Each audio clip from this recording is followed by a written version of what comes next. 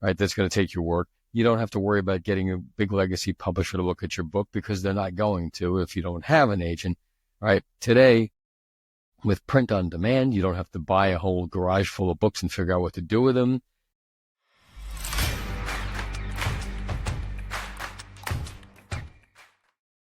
And welcome back to the Money, the Mindset, and Mentoring podcast. Man, the word omnipresence. We've heard this word thrown out there by many of the big gurus out there. And it seems like something that you got your Lex Friedmans, you've got your Alex Hermosis, your Grant Cardones out there, and they're dominating the omnipresence. And you're sitting there, you're behind your computer wondering, why does nobody know about you? So if that's you, this podcast is all about getting attention, not as somebody who's already got a lot of it, but as somebody who's looking to try to build it. And so today we've got Barry Cohen with us. He's of Ad Labs Media Corporation. And Barry, thank you so much for joining us. Really appreciate it. Thank you. So I want to talk to you about omnipresence. Is it actually achievable for the regular Joe?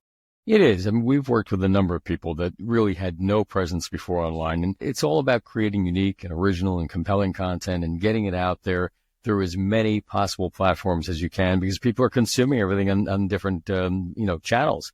And if you're not on multiple channels, then you're missing out on multiple audiences.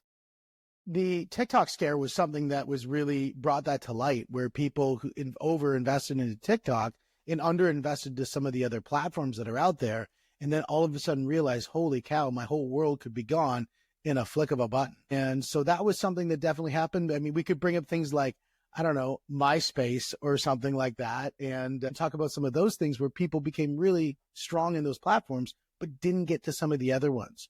And when is enough of your over or under exposure to different platforms? Yeah, it's so important that you have your own platform as well, because otherwise you're at the mercy of Facebook or Twitter or whomever. So, by all means, invest in your own platform first. I love that idea of investing in your own platform. I'm, personally speaking, because I have a podcast, the podcast is my platform, but it's being distributed through multiple platforms out there, through your YouTube, Spotify, Apple, iHeartRadio, and all the other sources that are out there. Please, if I didn't mention your platform, don't get offended. And so the idea is that single platform then pushes out to all of those. Is that kind of what you're talking about? Exactly. You got to be in as many places as you can. The reality is it's not about your website, right? It's about your overall online presence. So if people don't know your name, if they don't know your URL, your website address, if they don't know your company name, how are they going to find you? They're going to find you through search. What are they searching? They're searching for your subject matter. If they search your subject matter and you don't pop up, then you've lost your opportunity. So in order to get them to find you, you need as much content about you in as many places as possible. So what does that mean?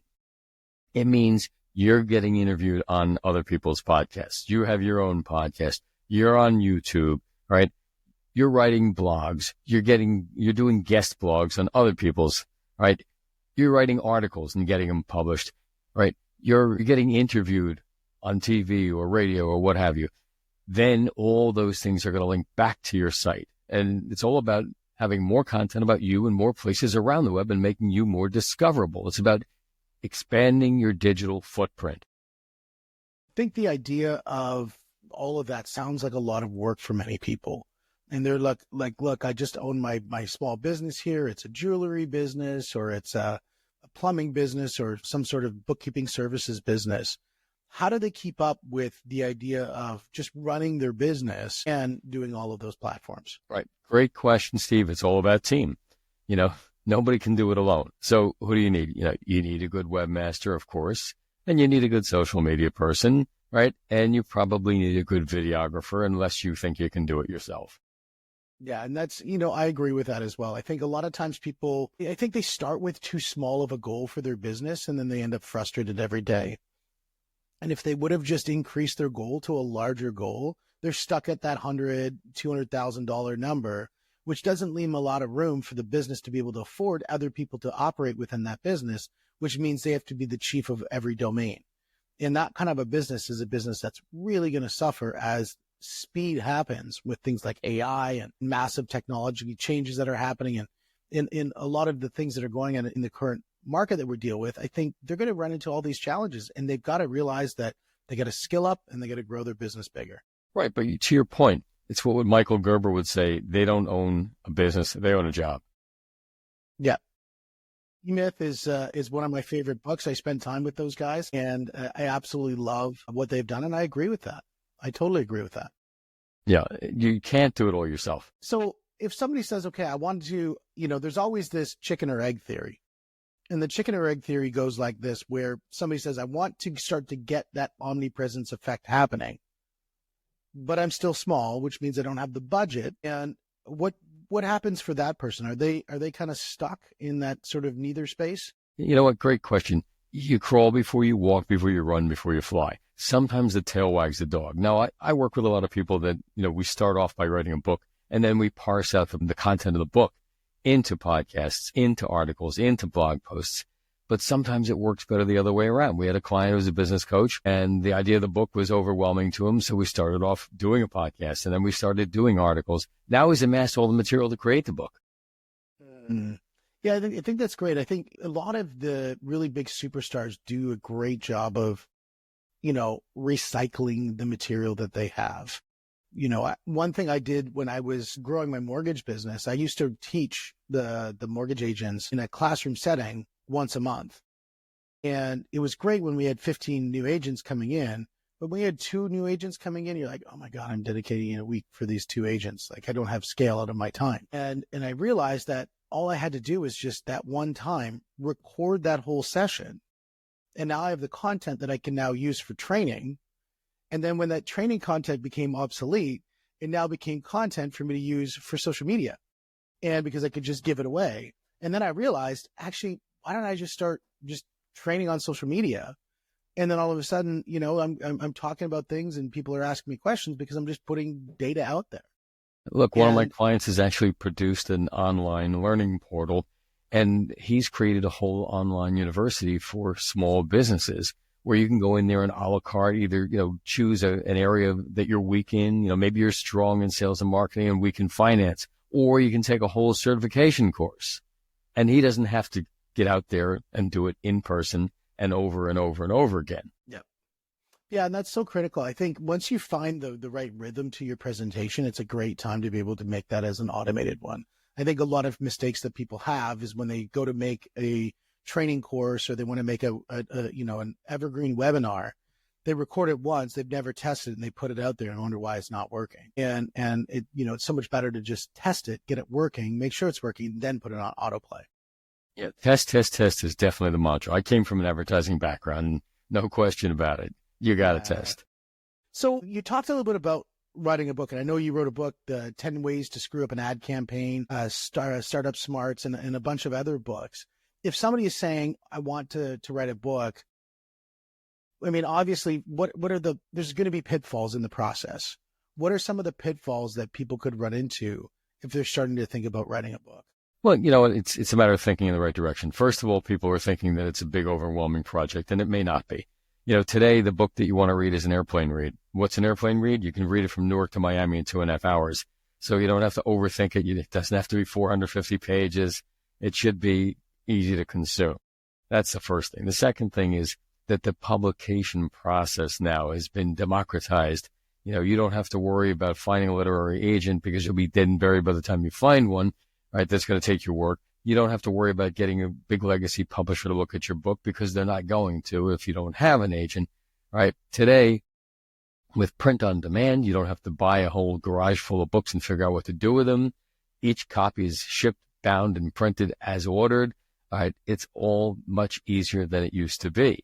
It's no longer an overwhelming, daunting process. It's so interesting when you look at how that's been broken up. I mean, it's been broken up by small companies, but also like Amazon, that the ability to be able to just print and ship, it's just unbelievable that there's no requirement for inventory. It's just gone. Yeah, well, I mean, literally, that's amazing. Let's suppose you're doing a speaking engagement, you want 100 books and you mistakenly put in 10. The process is already automated and it's in progress. You're going to have to go back and do a second order of 90. Yeah. No, I can see that. That's super interesting. And so if somebody says, okay, but I just want to deal with the big boys. Like I want to deal with that agent. I want to deal with that publisher. Is there any advantage of that for them, or are they really barking up the wrong tree? Yeah, you know what? It's minimal advantage. It really is, because today, books are accepted. First of all, the state of the art is so much better. The printing now is as good that I defy anybody, even in the printing business, to tell the quality of a print on demand book versus a traditionally published versus a short run digital book. That's the first thing, is that you can't really tell the difference. Having a big publisher's name on it doesn't mean that much anymore. It just doesn't. The niche publishers and the independents and the self-publishing is the way to go, because first of all, the process is so much quicker, right? And if your material has any chance of becoming dated, you don't want it to take 18 to 24 months like the legacy publishers do. You want it out in 3 to 6 months or less. And you can do that now. Yeah, that's pretty cool. Thinking about 3 months, your book could be done. I had a guy who was on my podcast a little while ago he was a tech guy, but he had published a book just around the idea that tech support can also become one of your biggest assets in the sales process. And he said, like a good tech guy, he said, I'm going to try to see how fast I could get my book done. And I think he got it written and out and ready to go in less than a month or two. And because he said, this is my one thing, I'm going to get it done, and it's out and it's finished and it's gone. And he thought, how can I get it done faster? Now, he didn't use a big publisher. He used probably what you're talking about. And he used a community to support him, because he felt that doing it alone was one of those things that's really super difficult, because you get to those motivation moments where you need a little bit of a bump. And then he had to be committed, and he had to say, look, I'm going to get this thing done. I'm going to start, and I'm going to get things done, because, like you've said in the past, publish or perish. And I want you to talk a little bit about that. Sure. And again, let's think in terms of the definition of publishing. Okay. It's not just books. Okay. So it's books, it's articles, it's podcasts, it's YouTube videos, any form of, content that you are putting out to the public is publishing. Right. So the reality is that today, it's become the standard. All the business leaders, Jack Welch from GE, Robert Kiyosaki, Guy Kawasaki, Trump himself, everybody has put out books, but you don't have to be famous to do it. It'll make you famous instead. I mean, I've worked with people that, had no name recognition at all. And what I've said to them is, look, you put this book out and you let us promote it and publicize it. And in 6 months, they're going to start finding you. People are going to start coming to you. It's going to grow legs. And now, not a week goes by when those clients don't, send me an email saying, hey, I just got invited to do another podcast. I just got invited to do another webinar. I just got invited to do another speaking engagement. Yeah. It's a magnet. Yeah, I think there's a certain win that happens when we live in a very digitized world where everything can be changed, and revisionist, can claim the new norm of the new truths. And having a book that is very legacy in its steadfast commitment to what's been produced and putting that out, I think there's something to that. But, the reality is that even in the digitized world, and even with all the multiple platforms, even with people living on electronic time, so to speak, right? Something about an old-fashioned hardcover, physical book still has a certain cachet to it. It still has a certain credibility that that has never gone away. There's a glow to it. You become an author, you're becoming an instant expert. One of my favorite books is written by a guy by the name of Gary Keller. It was the Millionaire Real Estate Agent book, and MREA book. And for real estate agents, obviously not for, compared to like Lord of the Rings or something. But that book to me was super interesting. I was trying to get somebody to read it, and they said, oh yeah, no, I'm going to read it, but I got to get the Audible. I'm like, no, but you need the book. She goes, no, I'm going to get both. She said, because I actually have the Audible going while I'm looking at the book. And so I can highlight things, because she likes that experience with that physical touch with the material, but then she wants to be connected to the author. And so she's got the Audible going while she's looking at them. Like, man, you're smarter than I am. I didn't even think about that. That's a great way to consume a book. Steve, let's go back to something we referred to before, and that was the whole process thing. So where people think it's so overwhelming, we've worked with people that are ADHD, dyslexic, or just too darn busy to sit down and write a book. Today, we'll get them on Zoom, right? We'll Q&A them. We'll interview them. We'll pull it out of their heads. and take the audio track, run it through speech-to-text transcription software, and then edit from the transcripts, and voila, we got a book. That's beautiful. I think that's so intelligent to lean on the person's strengths and then adapt those into the success by bringing other strengths from other people. You know, a lot of people say the ADHD crowd, you know, they're fickle and they're just here to here to here, but the ability to be able to perform at a high level, you know, just be doing a lot of things, having that kind of a mindset is not necessarily a bad thing. It can be debilitating for some, but for others, it can be a gift. So when we talk about writing the book, you mentioned obviously leveraging other engagements such as speaking and that sort of thing. How do you see, you know, I think a lot of people, when they get into writing a book, they're thinking, I'm going to write this book. I'm going to be like Stephen King. I'm going to publish it. It's going to be my book on like how to do jewelry or whatever. And I'll make millions of dollars off writing my book. Do you see people do that? Or do you see that they actually, when they look at the economics of it, are they looking at leveraging other businesses as a result of writing? No, the reality is that that's not going to happen for 99 out of 100 people. What we tell people, and they should know, is that the book is going to be the best business card you ever had. It's going to be the thing that gets you in front of the microphone, gets you on the stage, gets you in front of the camera. But people don't want you to plug the book, right? They want to hear the wisdom in your head and the passion in your heart. But the book is going to be your ticket in. You know, when I did my first book, I did it after I saw a colleague of mine who had a larger agency do his book. And I went to him and I asked him, I said, what did it do for you? And he said, well, first of all, it set us apart from the other folks in our arena that we're competing for the same business. And he said, second of all, it distinguished us to the point where after they'd seen all these presentations, was he the guy with the red folder, the blue folder, or the white folder? No, he was the guy with the book. And it set him apart. And I said, you know what? That worked for you. It's going to work for me. Yeah, I love that. I think, you know, gone are the days of the embossed business card. That's definitely been replaced with, number one, where have you been published? Number two, have you written a book? What stages have you been on? Those, I think, are so much more than that business card. Yeah, but you mentioned something really important, and that was about writing and speaking. They're opposite sides of the same coin. You need to do both. All right. I look at it this way. Everybody knows somebody whose kid wants to be the next American Idol, right? Okay. So what do they need? They need public performance, they need airplay, and they need a record deal. It's the same with us. We need public performance, we need product, and we need exposure. Yeah, I think a lot of people, they hit on the idea they want the exposure, but they forget they need the product. And so they get all this exposure, but they don't make any money from doing it. Because at the end of the day, it's great to go out and get all this exposure, but if it's not generating a return, why are you doing it? And you've got to really think on that. Yeah, and there's 32 million books on Amazon, so you have to make yours stand out. Right. And again, the book itself is not necessarily going to generate tons of money. But if it gets people to take your training course, if it gets people to hire you, you know, as their coach or whatever, that's where the real money comes. Right. Somebody said to me when I wrote my first book, they said, you know, you don't make your money on this $12.95 paperback. He said, you know, you create the whole kit. You know, it's Steve in a box with the book and the ebook and the audiobook and the podcast and the DVDs and the CD set and the live webinars and the, you know, live seminars and in-person speaking engagements. Well, you sell a couple of those in your sleep on your website and you're starting to make real money. But you don't get to that overnight. You build it piece by piece.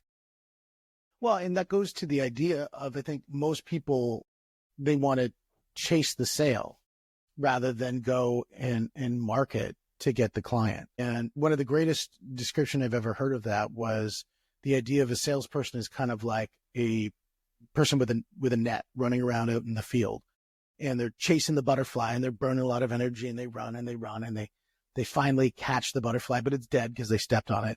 Then they go out, finally catch another one and they finally get it back and they bring it back and now they've caught a butterfly. That's one way of doing it. And the other way of doing it is going out and cutting out a plot of land, planting a garden, watering the garden, and just watch the butterflies come in and land on the flowers.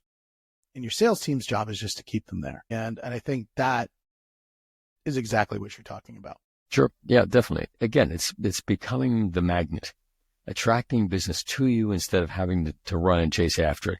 You know, I changed my business model drastically when my business partner died and we shut down our offices and studios. And I put, you know, we went from an ad agency, PR firm, you know, traditional firm to being more of a publishing consultancy. And now it's just a matter of taking care of people right, getting the referrals from them. And now I'm not chasing after business. Business is finding me. Yeah, I think that is such a wonderful thing. I think there's a lot of people who run into the financial pressures when they start the business that they want to go chase. They don't realize that giving a little bit of room in your calendar to kind of aim to do both.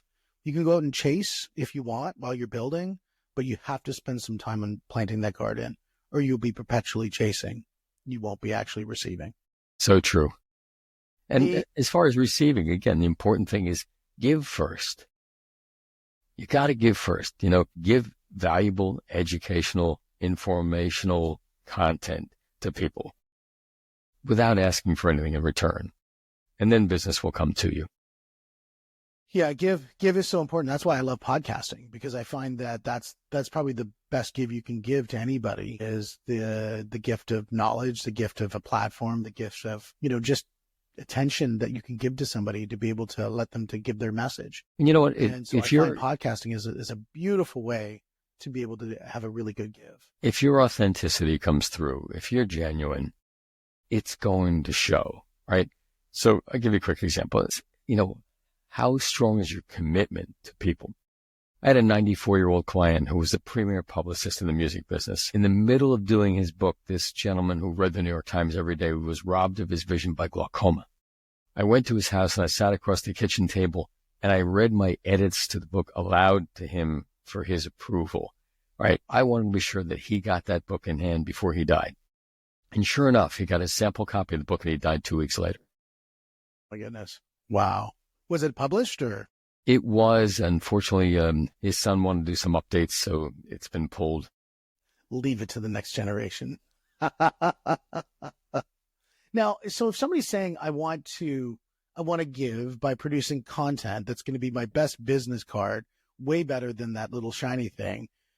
And I love all of these ideas, but then I go and I sit down, I even sharpen my pencil and I go sit down and now I'm just staring at a blank piece of paper. And you're like, I want to stand out from the noise. I want to be perceived as a thought leader. I got some good stuff in me, but I can't feel like I can get it out.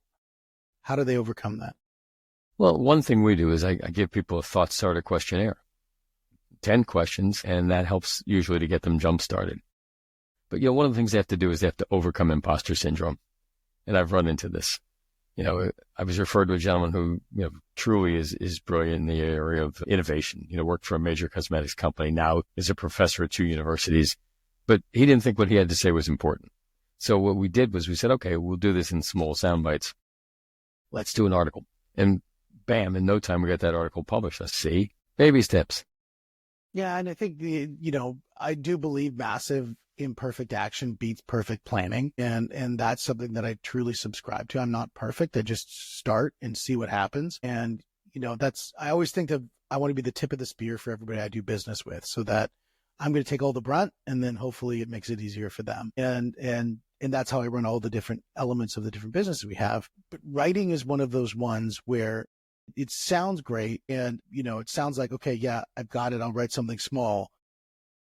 But then you always get busy and then you always put it to the side. How do you stop people from doing that? They're saying like, I want to get going tomorrow. That's where you need an accountability coach. Somebody's got to stay on your case, which is what I do very often. And and nudge them, so to speak, until they finally do it. Just stay on their case. Yeah, and I think that's so important. I think one of the things I love doing is teaching Brazilian Jiu-Jitsu and coaching people, especially if they're competing. And most of it is accountability. I mean, there's people in the gym who are way better than I am at technique and at strategy and that sort of thing. The one thing that I bring to the gym is just accountability. Is we're going to really take you to the deep waters today, and I'm not going to let you leave for a very long time. And because I know you need this, and I'm going to keep you accountable that you're going to show up the next day, and the next day. Yeah. I've stayed on people's case for a couple of years until they finally finished the project. But they finished. Exactly. They finished. Yeah, and I think that's important. I think, the idea of finishing is really important. But for them, if you're thinking about, okay, so they're going to be committed, they've got somebody who's going to be coaching them, because clearly accountability it seems like one of the number one ways to be successful is have somebody say, look, we're going to keep you accountable to doing this. But now they're sitting and they're getting the mental block. You said you had about 10 questions or so. What are some of the questions that somebody would ask themselves to unblock themselves? Well, we'll have them ask questions like, what is your thesis on the subject? What differentiates this book from all the others on the shelf, right? What do you expect people to take away from this? How can people learn from this? Yeah, I think that's really important. I think if you go through that and you start setting up the principles around what you're going to do, the mechanics will start to follow. But differentiate or die is the marketing mantra, and it's so important. One of my books was actually ready to go, and we get an email saying that stop the presses. We're not canceling it, but we're holding off because we don't think that the book buyers at Barnes & Noble want a book on startups during a recession. Wrong. Microsoft and GE were started during recessions. And then I went to Barnes & Noble and I sat there and I pulled all the books off the shelf that were competitive and just did a spreadsheet. Here's what we cover. Here's what they cover. Here's what we cover in more depth. Here's what they don't cover at all. Guess what? They rolled the presses. Yeah, I think that's interesting. I think, and you're absolutely right. There's so many businesses that have started during down markets. It's probably one of the number one spots for some of these large, massive companies is in a down market. It's not in a hyper market. And I don't really know why. I probably need to bring in an economist to tell me that. But I think it's really super interesting that happens. Yeah. Well, look, during times like COVID, for example, where everything looks like it was grinding to a halt, people started generating content like crazy and putting it out there. Yep. Now, if you look at a good give for some people is mentorship. And I know you've talked about that before as well, is the idea that, just give people, help people, let them learn, help them grow. And that give is the ultimate of building into that trust model in working with somebody to do business with you. Exactly. What's a good personal example that you could use of somebody doing that? Yeah, I mean, just a couple of weeks ago, this woman emailed me on a referral asking me, would I read her manuscript? Would I just tell her whether it's any good or not and she'll pay me? And I said, no, you're not going to pay me. I'm going to read it, but just give me a couple of weeks because I'm busy right now with paying clients. But I'm not going to take your money to read your book. Just send it to me, and as soon as I have time, I promise I'll read it. That's a good give. And then you gave her feedback, obviously. Exactly. Nice. Yeah, that's a very good give. That's a very good give. And so when people are giving, especially in that situation, there's a lot of people who would look at that and go, ooh, well, I'll give her like a cursory understanding of things. I'm going to kind of just tell her a little bit, but not enough that she can go do it on her own. And fundamentally, I think that might be a flawed methodology. What's your thoughts on that? And how do you get people over the idea of that they might lose their edge competitively by giving away their best stuff? Yeah, that's coming from a scarcity and sufficiency mindset. You got to know there's enough out there for everybody. And what's the worst case scenario? So they go and they do it on their own and you applaud them, right? If anything, those are the kind of people that usually will come back to you at some point later and say, hey, you know what? If it wasn't for you, I never would have done this. Now I'm going to need help with X or Y. Okay, I got the book done. Now can you help me promote it? Yeah, totally. And I definitely think that is the right mantra to have. I think there's so many times. There was actually a manager when I worked at a company called Avco, and he said, the best way to judge a good leader is the people he promotes out of his organization, and like as a branch manager. Because if you have people in your branch and they don't get promoted to run a branch somewhere else, have you really helped people accelerate, the career growth? And are you really building new leaders, or are you just building busy bees in your office that, can keep you sustained? And so the idea is you give all your best stuff, give all your leadership stuff, give everything. And people will stay not because they have to, they'll stay because they want. At the same time, just yesterday, I had a conversation with a woman that we're finishing up a book with. And I said to her, yes, you want to put this in here. No, the book is not a teaser, but at the same time, I don't want you to put absolutely everything you've got into this book because I want people to go to your website and engage with you. So, tell them in the book to go and download this and download that because I want them to see all of what you are and I want them to be interacting with you. Yeah, a lot of the ones that I think Alex Hormozy did this in his 100 million leads or whatever book it was. And you go into the book and there's certain pages that have QR codes that go to different websites to say, download the workbook for this, or, go to watch the video on this. And And it's all this ancillary content that drives them out of the book deeper into the relationship that they have with you. And some of those strategies I think are super interesting. Yeah, exactly. Yeah. So speaking of interesting strategies, I know there's probably a lot of people who are saying, I love the idea of going out and getting that, at least starting to move in the direction of omnipresence and getting it so that there's some accountability to those tasks. If somebody wanted to talk with you or your team on how to move forward on either, anything they're doing with their strategies on blogging, podcasting, or on a book, how would they reach out? How would they reach out to you?